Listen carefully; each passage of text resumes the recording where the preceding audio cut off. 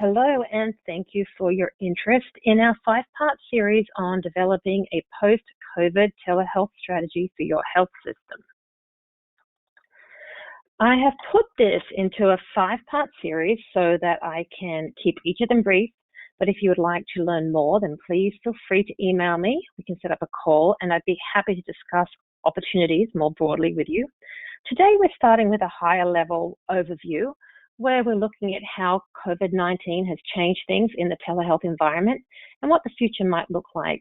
You can then see below the next four segments, which will be recorded and dropped in the next few days. So let's begin with some of the short-term, long-term, and more immediate focuses that are driving the telehealth industry, and probably some of the reasons that you clicked on the recording link today.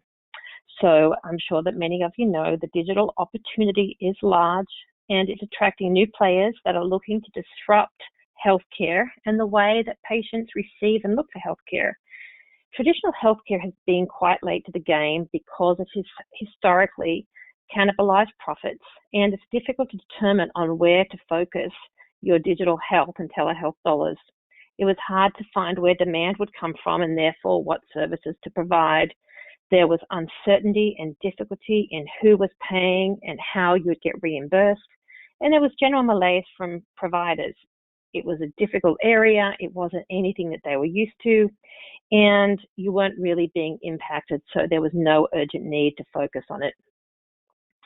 The market overall is very large, which attracted new entrants who moved very quickly. They presented fresh ideas and really attempted to draw healthcare consumers away from traditional avenues of care. And for those that were drawn away and patients that your hospital system lost, I will say that COVID-19 has probably provided a great way for you to draw them back with the right strategy. With the current pandemic, hospitals and providers have been forced to develop a fast and non-strategic response. Because of COVID-19, many of you and many of my clients felt very exposed and urgently rushed to try to find ways to provide care and be paid for their visits in the current climate. So with that in mind, let's get started with part one of how you can be more strategic with telehealth and digital healthcare in general as we launch into this next wave. So post-coronavirus, you have seen a lot of changes in telehealth demand, laws, and rules. Some of these changes might be short-term, some of them might stick, but it does mean, I believe, that healthcare and how patients expect to deliver or be delivered healthcare has changed forever. The question is there going to be a healthcare version of Netflix, Amazon, or Apple? And if so, how does your hospital prepare for that?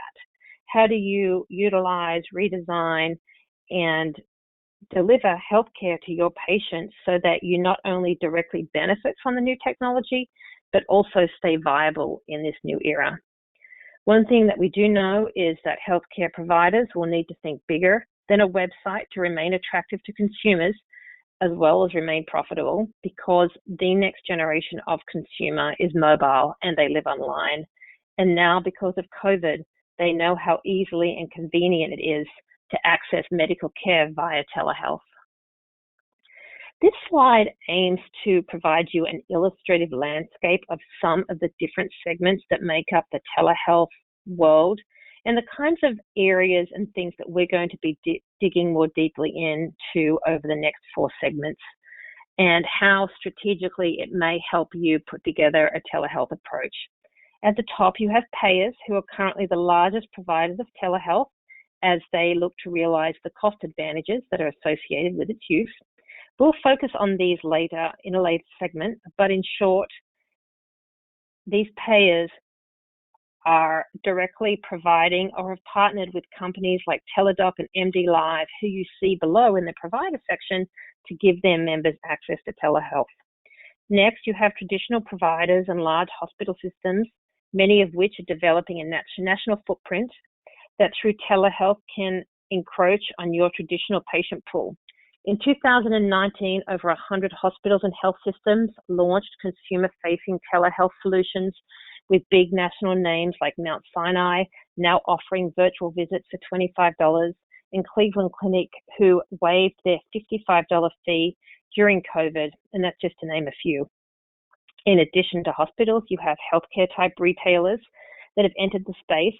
Walgreens probably has one of the most comprehensive offerings, and they offer nationwide access through multiple different vendors, including a $79 visit through a smartphone app in partnership with MD Life, a $29 visit directly with Anytime Care, which is sponsored by an Illinois and Wisconsin health system called HSHS.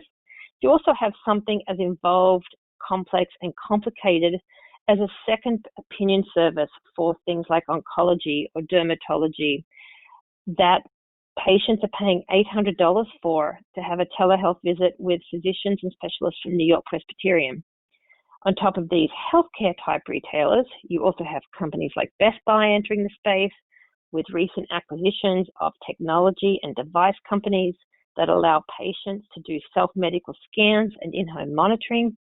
And then you have true non-traditional providers and manufacturers that recognize that as patients seek out convenient care and transparent pricing, as well as increased self-health monitoring, there's really a significant opportunity to shake up the space from manufacturers, consumer devices, medical devices, and software companies. This slide shows how we will be working through the webinar series.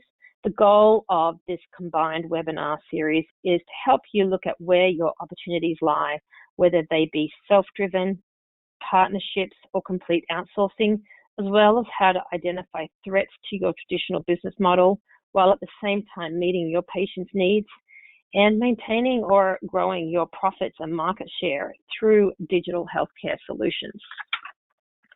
So keep an eye out for my next webinar drop on consumers and the opportunities for telehealth in this space. This should be out in a few days. In the meantime, if you have any questions, I'd be happy to speak individually to you about our services and how we can help you develop a business plan or strategy that works best for your hospital. My contact details are on this slide. Thanks again for joining us today.